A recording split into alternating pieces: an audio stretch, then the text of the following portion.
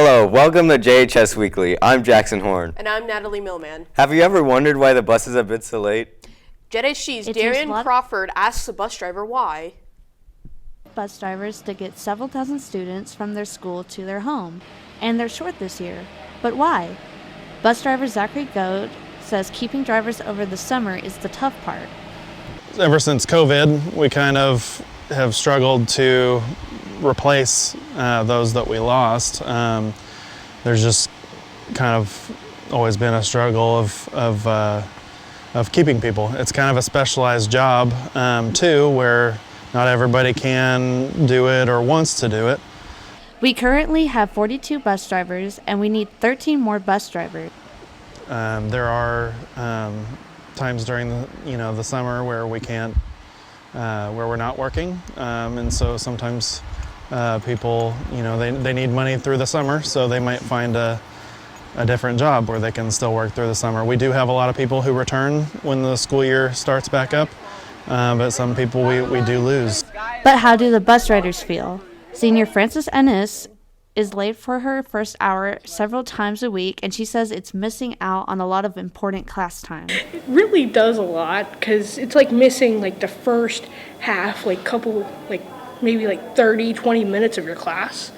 And so I miss like a lot of important information or important instruction. So like I'll be thrown in, I don't even know what's going on half the time because a lot of it's taken, especially if you have partners that don't really want to do anything while you're gone. The district hopes for more people to apply for the job soon to get the kids on time. Reporting for JHD, this is Darian Crawford. JHD's Darian Crawford also joins us live in the studio with Blood Drive members Annie Downham and Isa Herrera.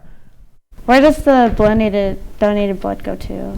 It goes to the Community Blood Center of the Ozarks that will be transferred over to hospitals all around the Southwest Missouri area. Okay. Why should students donate blood? So students should donate blood because as of this past August, there has been a 25% blood shortage in blood donations, and nearly 80% of all blood donations come from high school students. And what made you guys join the blood drive, and how did you get into the blood drive? Well, we got into the blood drive through our leadership inside of the CNA program. For example, I'm the president of the PM class, and Anastasia is the secretary of the AM class. And all of our leaders come together to help with these healthcare-related activities.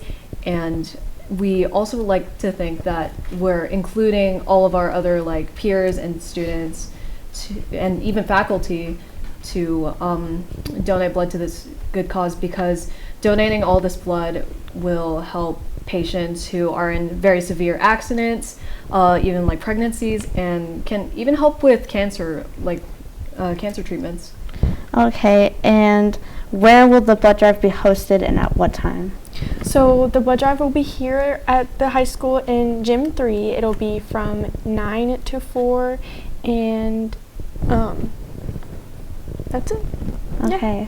Thank you. Back to you, Natalie and Jackson. Thank you, Darian. There's been a lot of new teachers this school year.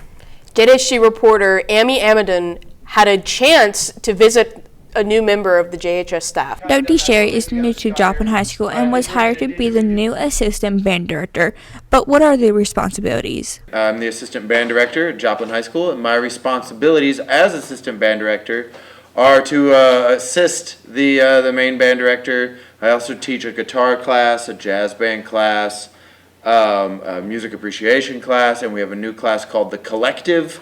So what did he do before he came to Joplin? I used to be a professional musician and wasn't as structured. Sometimes I would be in a different state, sometimes I would be in a different town, sometimes I'd play an early gig, sometimes I'd play a late gig.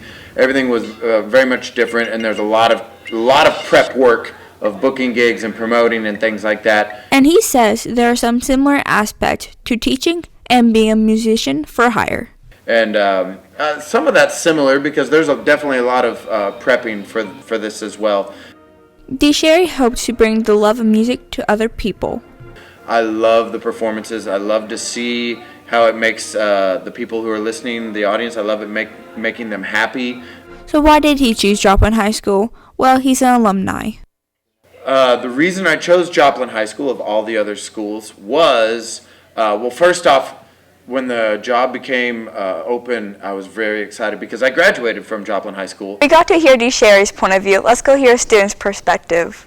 Quentin Dotson is a student in the JHS marching band, and he says he learned a great lesson within the first few weeks of school. He does a lot of visuals. He talks a lot about being very mindful of yourself. Be really focused on during the end camp, waking up the body and the mind before you wake up your instrument.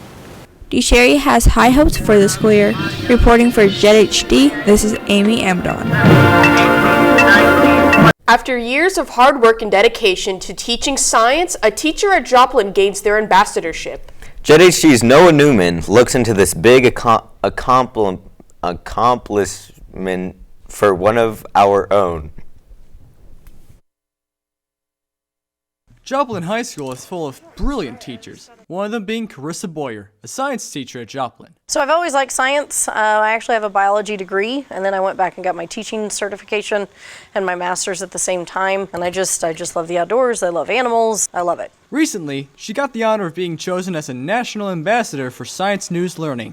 I have been doing different things for Science News for the last 3 or 4 years. I've been to the Science Research Conference, and I was actually selected in 2020, and then of course COVID happened, and so I didn't get to go that year. It is a free resource for a lot of science teachers, so it's really, really cool. So I'm very, very excited to be able to go again.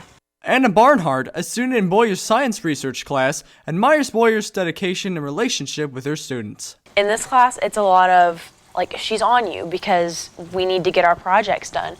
But it's also knowing that she's on you because she cares and because she wants you to do as good as possible. And we also love to make jokes with her. It's just a really good relationship.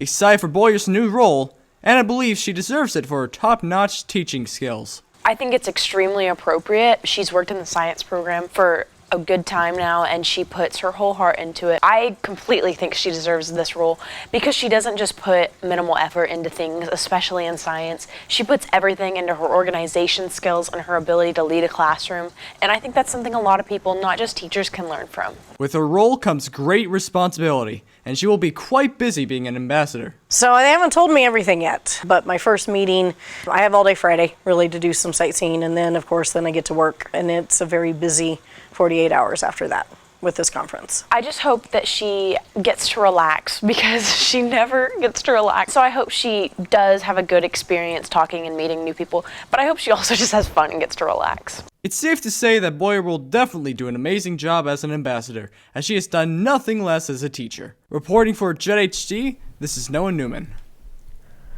Sometimes trying to find something to do for the month can be difficult, but there's always one thing to look to each month.